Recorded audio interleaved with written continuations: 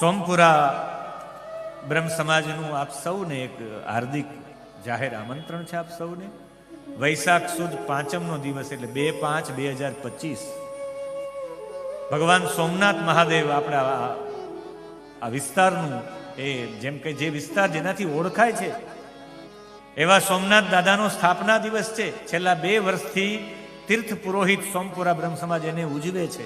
અને કેવી રીતે પાલખી યાત્રા જૂના સોમનાથ મંદિરથી 2 વાગે બપોરે પાલખી યાત્રા પ્રસ્થાન થશે અને સોમપુરા બ્રહ્મ સમાજ આપ સૌને હાર્દિક આમંત્રણ પાઠવે છે કે આપ સૌ લોકો એમાં પધારો. મહાદેવજીની પાલખી યાત્રા આખા નગરમાં નીકળે એ નગરચર્યા કરવા માટે.